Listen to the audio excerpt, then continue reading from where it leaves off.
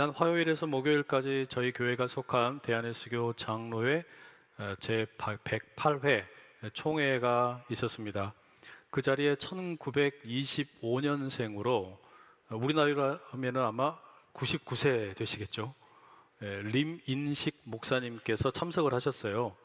네, 거동이 조금 불편하시기는 하지만 인사 말씀을 하시는데 여전히 목소리가 쩌렁쩌렁 하시더라고요. 참 대단하다 그런 생각을 했는데 후에 다른 목사님들을 통해서 이분에 대한 이야기를 듣게 되었습니다. 어떻게 그렇게 건강관리를 잘 하십니까? 여쭤봤더니 평생 세 가지를 안 하셨대요. 첫째가 술을 안 하셨고, 두 번째가 담배를 안 하셨고, 마지막 세 번째가 운동을 안 하셨대요. 이게 참 아주 특별하다라는 생각이 들었습니다. 뭐 술과 담배 안 하는 거야 뭐 당연히 이해가 되는데 왜 운동을 안 하셨나? 목사님 말씀이 아주 참 멋있습니다. 쓸데없는 힘 낭비 안 하려고 안 하셨다는 겁니다. 그래서 지금 이렇게 힘이 있고 팔팔하다라고 말씀하시는 거예요.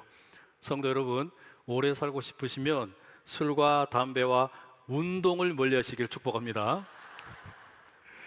오로지 여러분 숨쉬기 운동만 열심히 하면 오래 살 수 있어요. 다 장수의 복을 누리실 줄로 믿습니다. 이건 아멘 할 필요 없어요. 이건 농담이니까.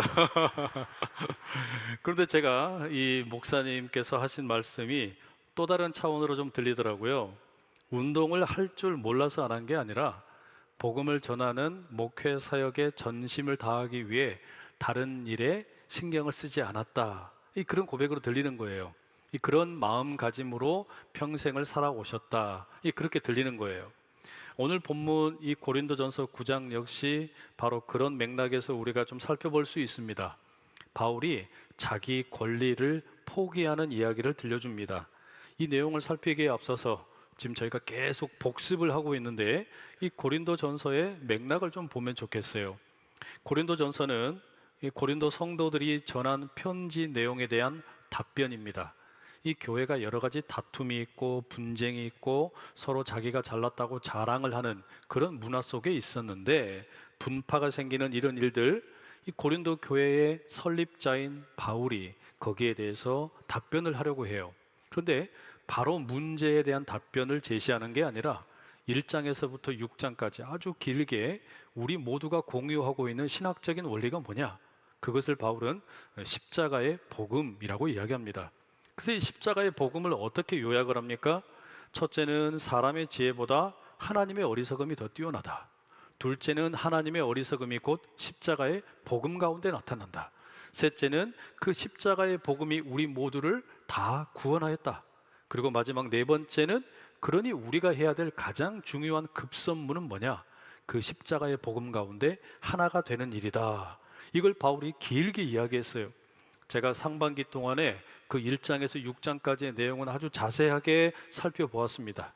그리고 이제 7장부터는 이 교회의 실제적인 문제들, 어떤 제기된 이슈들, 여기에 대한 바울의 일종의 권면이라고 할 수 있는데 7장에서는 결혼에 대한 내용을 살펴보았고 지난주에 8장에서는 우상에게 바친 재물을 먹을 수 있느냐 없느냐 우리가 그 내용을 살펴보았죠.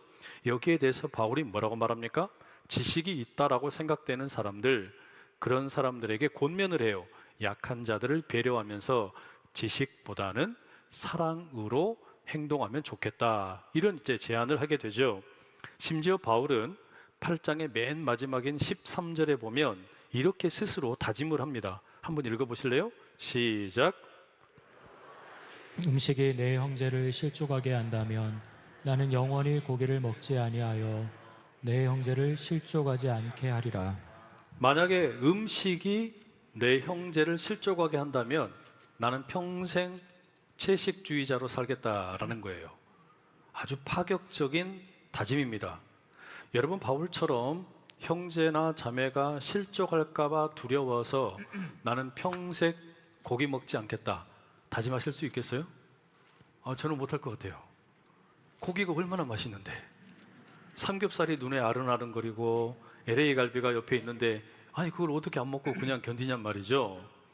혹시라도 저를 위해서 기도하시면서 담임 목사님께 사도 바울의 영성을 허락하여 주시옵소서, 기도하는 건 좋은데 그렇다고 바울처럼 채식주의자가 되게 하십시오. 뭐 이런 기도는 하지 않으셨으면 좋겠어요. 그건 좀 곤란해요. 그런데 이게 아마 제가 가지고 있는 그런 어떤 마음처럼 고린도 교회 성도들도 바울의 이런 지나치게 너무나 극단적인 것 같은 다짐, 이게 좀 불편했나 봐요. 말하자면 이 성도들 중에 지식이 있는 사람들, 그 우상이라고 하는 거 그거 아무것도 아니다. 그리고 그 우상에게 바친 그 음식, 그게 우리 신앙에 대해서 거리낄 게 전혀 없다. 이렇게 생각하는 사람들은 어떻습니까? 연약한 자들을 위해서 고기를 아예 먹지 않겠다? 그러면 여러분, 우상에게 바친 고기가 되었든 어떤 고기가 되었든 다 안 먹겠다는 이야기인데 그거 너무 지나친 거 아니냐? 이렇게 생각을 하는 거예요. 그래서 바울의 그런 어떤 결단, 바울의 그런 어떤 접근 방식, 그거는 너무 터무니없는 짓이다. 이렇게 생각을 한 거죠. 그런데 바울에 대한 이런 어떤 그 평가가 9장에 들어가게 되면 조금 더 심하게 강화됩니다. 9장 20절에 이런 말씀이 있습니다. 유대인들에게 내가 유대인과 같이 된 것은 유대인들을 얻고자 함이요. 또 22절에는 약한 자들에게 내가 약한 자와 같이 된 것은 약한 자들을 얻고자 함이요. 일부 성도들이 보니까요, 바울이 줏대가 없어요. 뭔가 주관이 없는 겁니다. 우유부단해 보인다는 거죠. 유대인들에게는 유대인들의 모습으로, 이방인들에게는 이방인의 모습으로, 부자들에게는 부자들의 모습으로, 가난한 자에게는 가난한 자의 모습으로, 뭐 이런 식으로 하겠다는 건데, 여러분 이건 결국 어떻습니까? 이 바울의 모습이 마치 박쥐 같은 겁니다. 카멜레온 같은 거예요. 무슨 자기 주관도 없고 여기에서는 이렇고 저기에서는 저렇고, 그게 과연 맞는 모습이냐? 어떤 때는 강한 자들과 함께 있을 때 고기를 먹고 또 약한 자들과 있을 때는 아예 고기 먹지 않겠다, 이렇게 소심한 모습으로 보여주는 그게 과연 진짜 사도다운 거냐? 그게 지도자다운 거냐? 이런 의구심이 생기고 바로 거기에 대해서 이 바울을 공격했단 말이죠.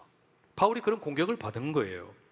여러분, 이런 의심은 오늘 우리가 본문에서 살펴보게 되는 이 바울의 자비량 사역, 말하자면 텐트를 만드는 일에도 그대로 적용이 됩니다. 우리가 사도행전 18장 1절에서 3절에 보면 바울이 고린도 지역에 도착해서 브리스길라와 아굴라 부부를 만나게 되죠. 그들과 함께 생업이 같았습니다. 둘 다, 이 두 가정이 함께 천막을 만드는 일을 하면서 자비량으로 복음을 전하는 사역을 하게 됩니다. 그런데 이 고린도 성도들은요, 천막을 만드는 일은 사회적으로 보면 조금 이 하층민들의 직업이라고 생각을 했어요. 그러니까 이런 종류의 육체 노동은 이 진정한 사도에게는 어울리는 일이 아니다, 이렇게 생각을 했단 말이죠. 왜냐하면 지금껏 고린도 교회를 방문했던, 예를 들면 뭐 베드로나 아볼로와 같은 분들은 그렇게 하지 않았거든요. 다른 설교자들은 이 고린도 교회에 오면은 좀 재정이 넉넉한 성도의 후원을 받아서 복음을 전하기도 하고 또 이 목회자들, 이 성도들을 돌보기도 했던 겁니다. 그러니까 고린도 성도들은 바울도 좀 그렇게 했으면 좋겠다 기대를 했단 말이에요. 당신도 좀 그렇게 해라. 그런데 왜 그렇게 유별나게, 당신만 그렇게 유별나게 하느냐, 이렇게 문제를 제기했습니다. 근데 바울이 말을 듣지를 않아요. 이런 바울의 방식이 고린도 교회 성도들에게 또 분란을 일으키는 겁니다. 바울이 진짜로 사도 맞나? 바울이 왜 저렇게 품위가 없지? 바울은 왜 저렇게 자기 마음대로 하지? 이런 생각이 드는 겁니다.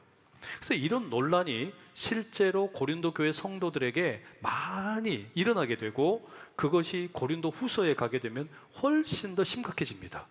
고린도 후서 11장에 가면 바로 이런 바울과 이 교회 성도들 사이에 어떤 그 사도의 권리, 사도권에 대한 이야기로 아주 막 글이 아주 험해집니다.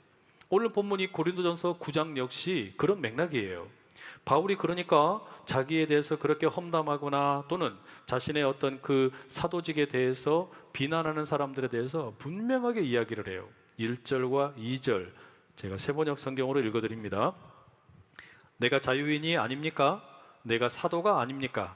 내가 우리 주 예수를 뵙지 못하였습니까? 여러분은 주님 안에서 내가 일해서 얻은 열매가 아닙니까? 다른 사람들에게는 내가 사도가 아닐지 몰라도 여러분에게는 사도입니다.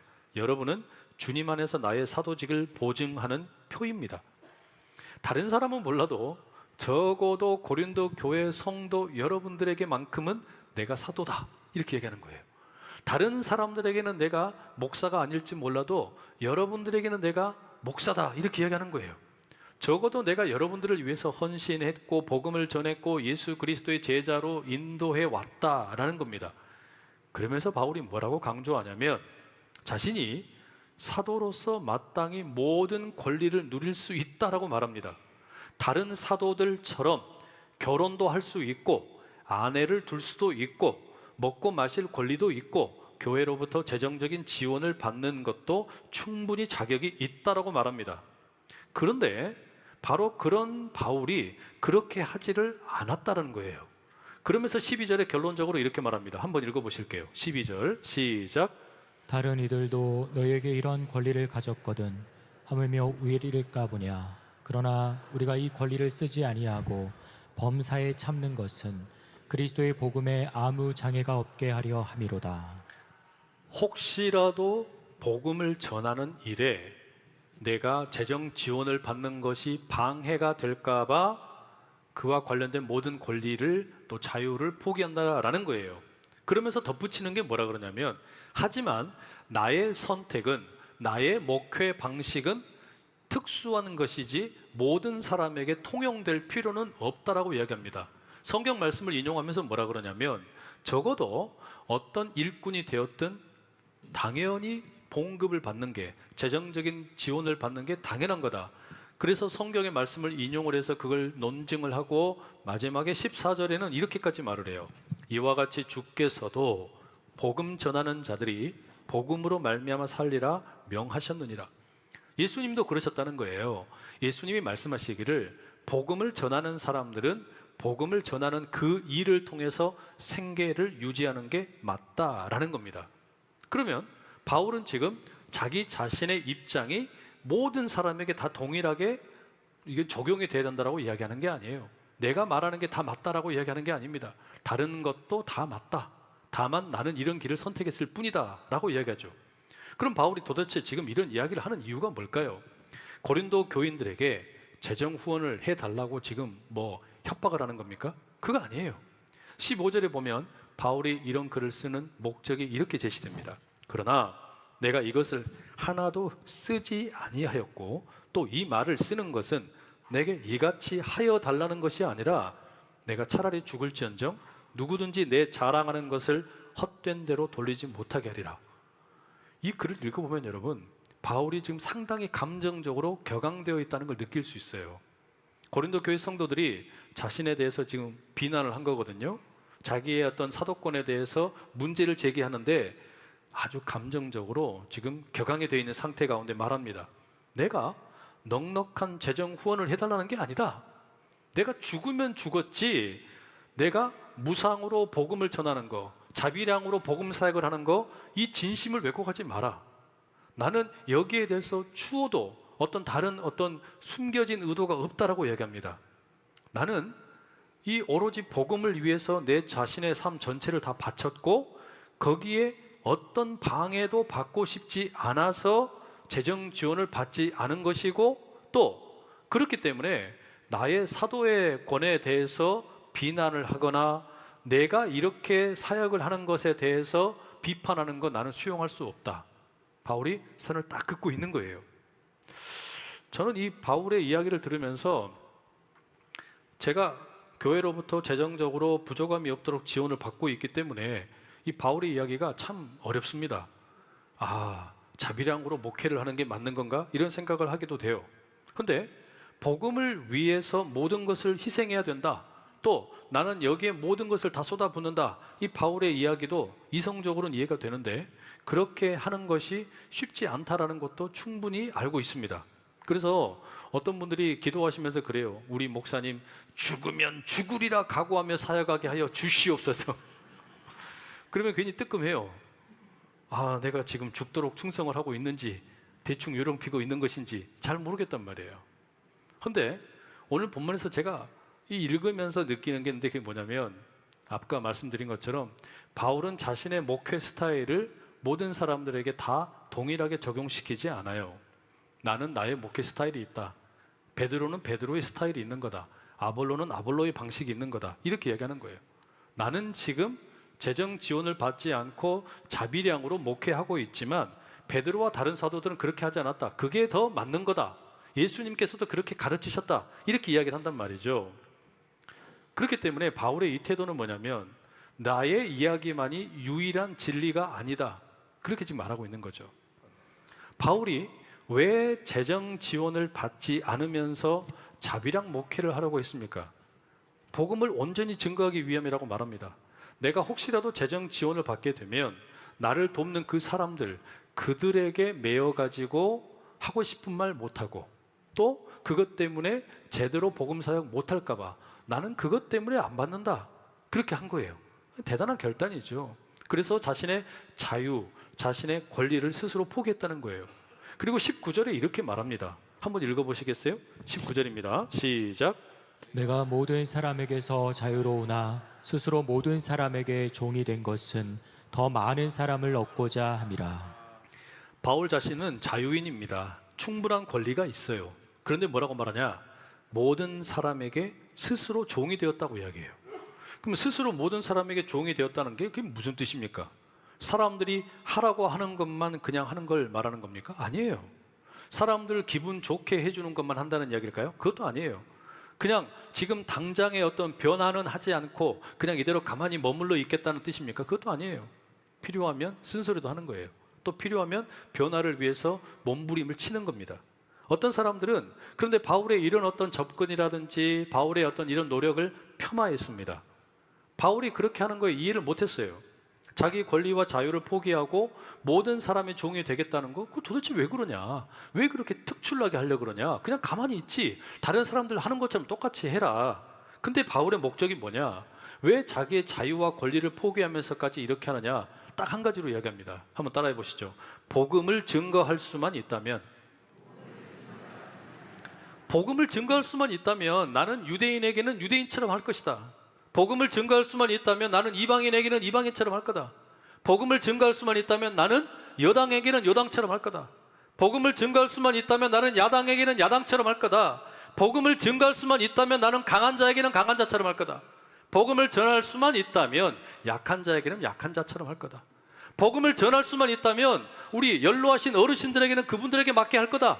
복음을 전할 수만 있다면 어린 성도들을 위해서는 그 어린 성도들의 눈높이에 맞게 할 거다. 그 이야기거든요. 바울의 논점의 핵심은 그거예요. 다른 사람들이 나를 우유부단하게 본다고 해도 상관없다. 나를 카멜레온이라고 말해도 상관없다. 나를 무슨 박쥐라고 말해도 상관없다. 나는 복음이 최우선이다.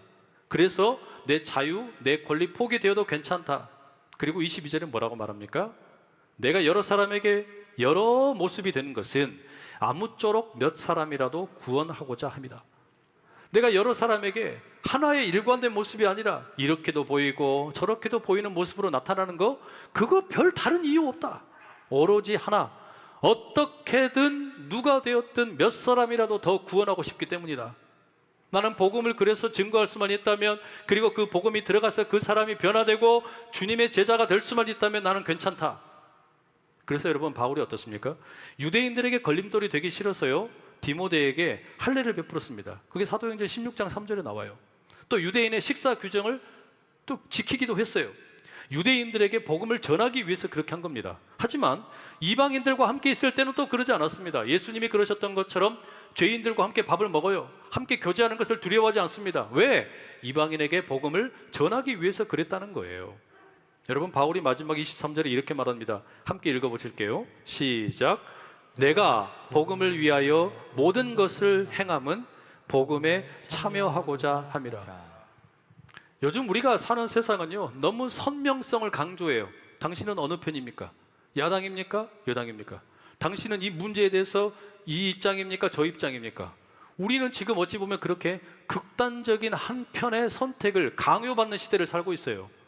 근데 신앙에 대해서도 마찬가지고 삶에 여유가 없어요. 그러다 보니까 왜? 내 편이 아니면 남은 다 적이 되는 거예요. 내가 생각하는 게 아니면 남은 다 틀린 거예요.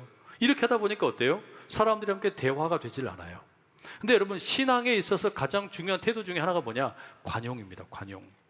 관용이라는 것은 다른 이유 때문이 아니라 우리가 하나님을 다 알지 못하기 때문이에요. 하나님의 그 신비의 세계가 너무나 광활한데 나의 이 좁은 식견으로 다 알 수 없다. 그러니 하나님은 이럴 수도 있고 저럴 수도 있는 분이에요. 그 속에는 반드시 다 채워지지 않는 괄호가 있는 겁니다. 모호한 부분이 있는 거예요. 회색지대가 아니에요.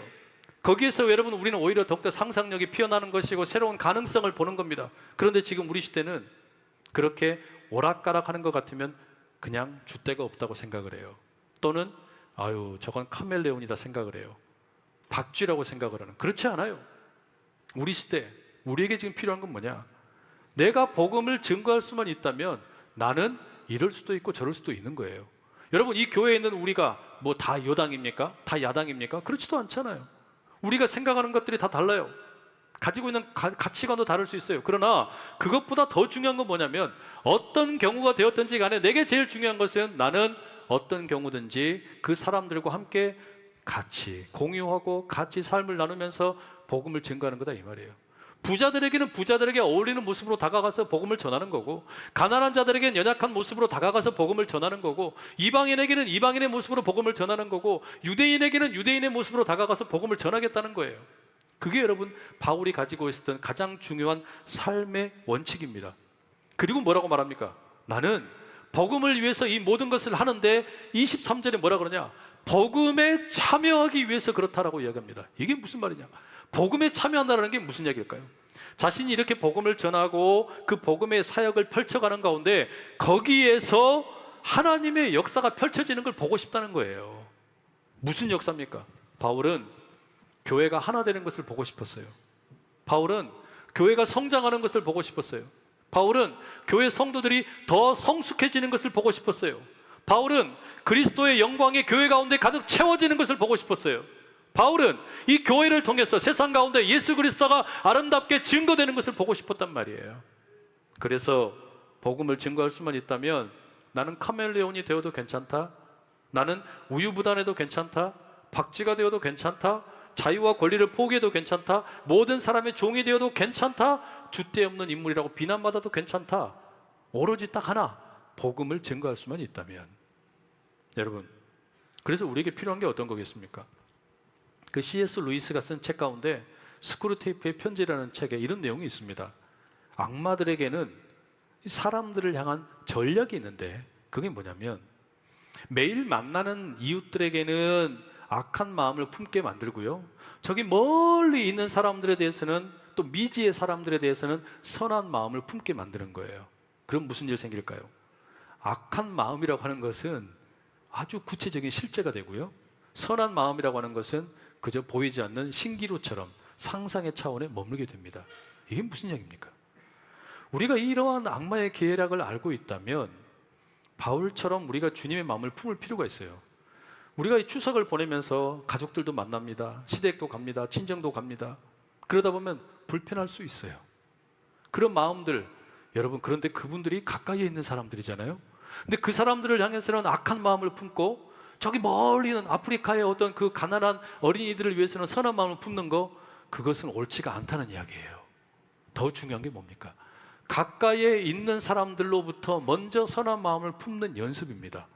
그때 비로소 우리가 뭐가 이해가 되는 거냐면 어떤 경우가 되었든 우리가 하나가 되고자 하는 그 노력, 그리고 이를 통해서 어떤 방식이 되었든 복음을 증거하려는, 그래서 우유부단한 것 같아도, 카멜레온 같아도, 자유와 권리를 포기하고 모두의 종이 된 것 같아도 우리에게 있는 유일한 관심은 예수 그리스도의 복음을 증거할 수만 있다면 그런 선한 마음을 우리가 함께 품을 수 있기를 간절히 축복합니다.